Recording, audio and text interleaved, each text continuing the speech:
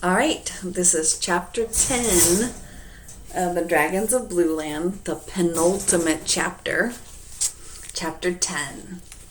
That means next to last. Escape. Boris, Boris, whispered Elmer from under the snapdragon bush. Are they all right? What's happened?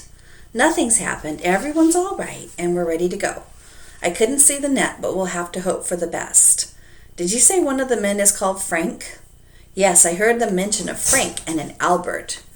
Good, I'll meet you here afterwards. I told your family you'd have to take me back and that you'd find them near here someplace. Fine, said the dragon, I can't wait. All right now, I'm going back. Remember, as soon as you hear my cap pistol the third time, you're to make as much noise with the horn and whistle as you possibly can. Elmer turned back down into the tunnel and hurried to the big cave. Everyone was ready.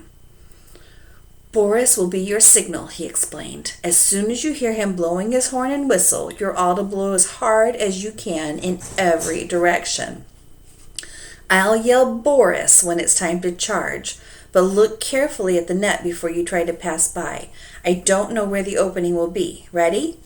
Whispered Elmer, his heart pounding so hard he was sure it must echo through the cave. Ready, whispered the 15 waiting dragons. Elmer crept up close to the net. The men were unrolling blankets and getting ready for the night. There was no moon. Perfect, thought Elmer. He took out his cap pistol and fired it once, then, Help! Help! He cried in a gruff voice. Get me out of here! I'm trapped! The men jumped up, tripping all over their blankets and bumping into one another. What was that?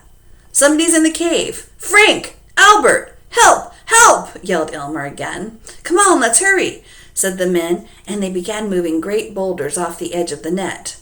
So that's how they fastened down the bottom, thought Elmer. That should make it easy. Then he shot off his pistol again and cried, They got me! Help! The men frantically rolled away the boulders.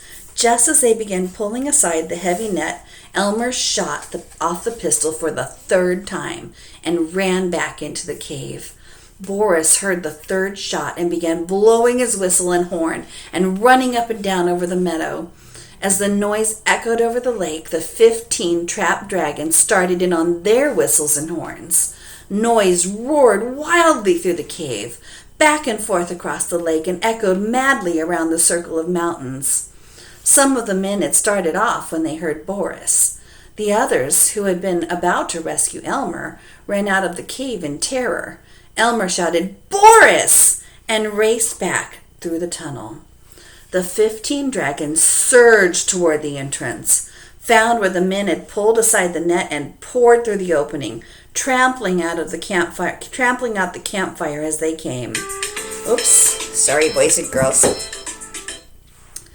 As they came into the sky, they zoomed, still blowing their whistles and horns. Then they disappeared into the darkness, leaving 13 men scattered over the meadows where they had fled, and 3 men sitting in the lake water where they had jumped. What happened? Said Frank to Albert. Can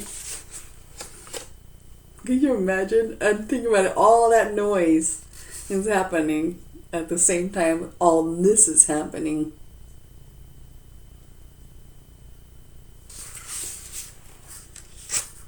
Can you see the men in the water?